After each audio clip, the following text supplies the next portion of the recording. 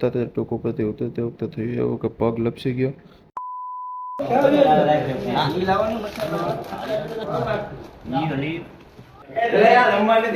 આપણે ભવનાથ થઈ ગયા છે.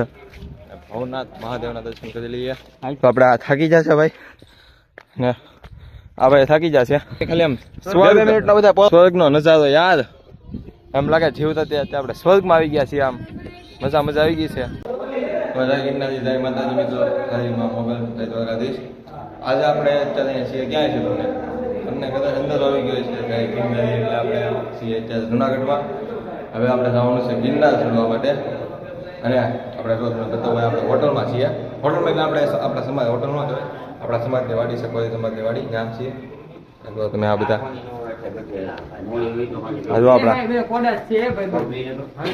હા ભાઈ શા બનાવે છે. તમારે ઓર્ડર આપવો હોય તો સાનો આપી દેજો આ ભાઈને, બરોબર ને? તમારા કદાચ શુભ પ્રસંગે શા બનાવવા આવે છે. હા ભાઈ ખાલી બેહવા માટે આવે છે. હા ભાઈ તપેલી પકડીને બેહવા માટે આવે છે. આપણે આમને બેહવા માટે આ બધા. આપણે જવાનું છે ગિરનાર ચડવા માટે. અને લાલભાઈ તમારે ક્યાં જવાનું છે? પછી એવું છે. ટૂંકમાં તો કહું તો બધાને આપણે અહીંથી પેલા ભવનાથ મહાદેવ દર્શન કરવા જવાનું છે. પછી આપણે જવાનું છે ગિરનાર ચડવા માટે. થોડોક અવાજ બેસી ગયો છે આમ, એટલે હા થોડુંક એડજસ્ટ કરી લેજો એવું બધું. હા થોડોક અવાજ પણ આવતો હોય છે કેમ કે આ ભાઈ તૈયાર થાય છે. तुम्हें शर्म है कुछ? આપણે નાસ્તો કરવા બેઠા છીએ.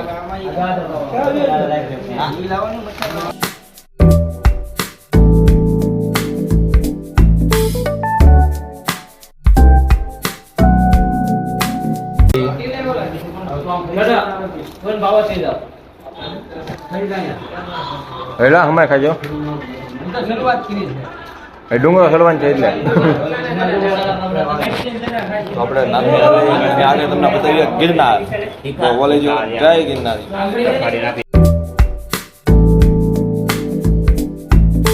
તમને કેવું લાગે છે વાઈન? કેવું લાગે છે બોલો તો ખરી. છે કે ક્યાં?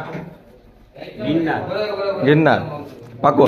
હા ડુંગરો આપણે ભવનાથ થઈ ગયા છે. ભવનાથ મહાદેવના દર્શન કરી લઈએ. ભવનાથ જય મહાદેવ, હર મહાદેવ, હર હર મહાદેવ, હર હર મહાદેવ. જય ગિરનારી. જે આપણે ગિરનાર ચડીએ છીએ વાલા મિત્રો. જો આપણે આ બધાને જે 151 પગથિયામાં હા ચડવા મળ્યો છે. કોણ કેટલા સુધી જાય છે એ જોઈએ. કેમ લાગે ચડાઈ જાય? બસ તો પછી હું યાદ દેવાનું હોય. તો જય ગિરનારી, જય ગુરુ દત્તનું નામ લઈને આપણે ચડી જવાનું હોય. બોલ ભાઈ મારા વાલા તમે પણ આવો ક્યારેક ગિરનાર. અને 10,000 પગથિયા ચડવી એ કે બહુ મોટી વાત નથી. ખાલી તો મનમાં શ્રદ્ધા હોય, વિશ્વાસ હોય. 10,000 નહીં 10 લાખ હોય તો ચડાવી. તો 10,000 છે મારા વાલા. તો આપણે જઈએ. હું તો એકવાર ચડી ગયેલો છું હજી. એટલે બધાને હાથે છીએ આપણે. ત્યાં થાય સૌનું થાય આપણું થાય એમ. તો બોલો જય ગિરનારી, જય ગિરનારી. તો આપણે આ થાકી જશે ભાઈ ને આ ભાઈ થાકી જશે. 2 મિનિટનો બધા પોળો ખાઈને આવો ઉપર. અમે જોઈએ છીએ તમારી વાટ. ચડવાનું છે આપણે ગુરુ શિખર ઉપર. જય ગિરનારી, જય ગિરનારી બાબુ,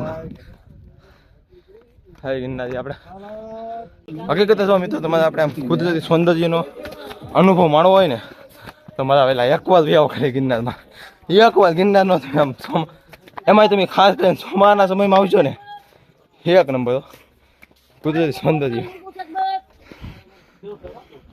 તમે જોવા બધું. અને મિત્રો હજી આપણે શરૂઆત કરી હતી ચડવાની. હજી આપણે શરૂઆત કરી હતી. 625 તો ચડી જાઓ મારા વાલા.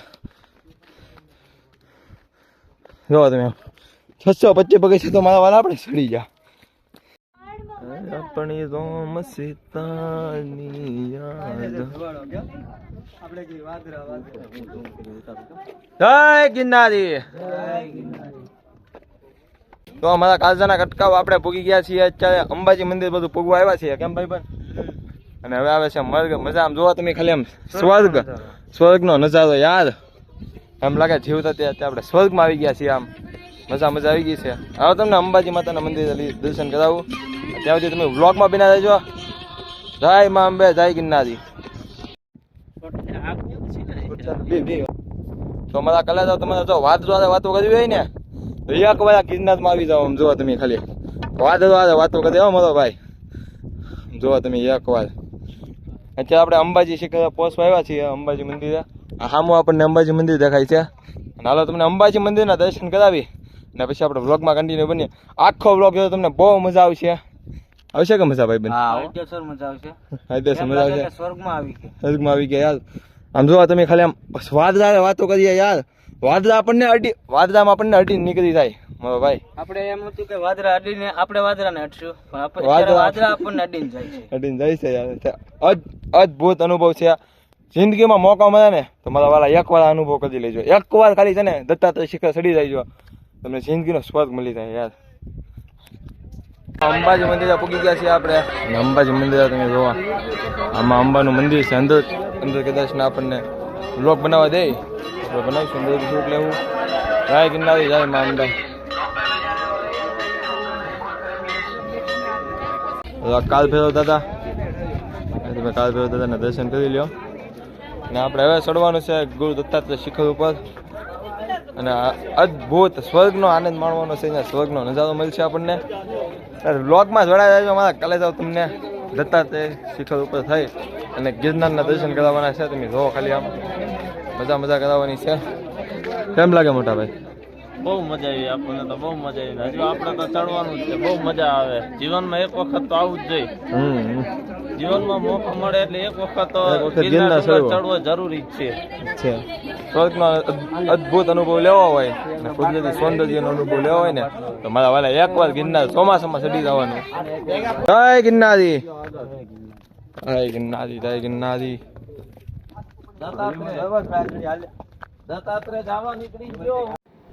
તો અત્યારે દત્તાત્રેય ટોક ઉપરથી ઉતરતે વખતે થયું એવું કે પગ લપસી ગયો અને વધારે કાંઈ વાગ્યું નથી પણ 1 સેકન્ડ માટે જે વધારે થઈ ગયો હતો કે બસ હવે પૂરું પણ ભગવાનની દયાથી આપણને કાંઈ થયું નથી તો કોમેન્ટમાં લખી નાખો જય ગિરનારી દત્તાત્રેય શિખર ચડી જા કેવી મજા આવી બહુ મજા આવી ગઈ કલા જાવ આપણે ચડી ગયા છીએ દત્તાત્રેય શિખર ચડીને ઉતરી ગયા છીએ અને હવે આપણે અહીંયા આપણે આ બધું હેઠે હતું ને ન્યાય પણ આપણે દર્શન કરી આવ્યા છીએ ને આ ભાઈબંધ જોવા નહીં હા ભાઈબંધ હું છું થોડી લો થઈ ગઈ છે કેમ કે દર્શન થઈ ગયા એટલે હવે આ જે પગથિયા ચડવાના છે ને એ બહુ અઘરું લાગે છે બહુ અઘરું લાગે હવે શું કરવું હવે તો ઘેર તો જવું જોઈએ એટલે આપણે ચડવા તો પડશે જ એમાં કાંઈ બાંધછોડ છે જ નહીં જય ગિરનારી ભાઈબંધ જય ગિરનારી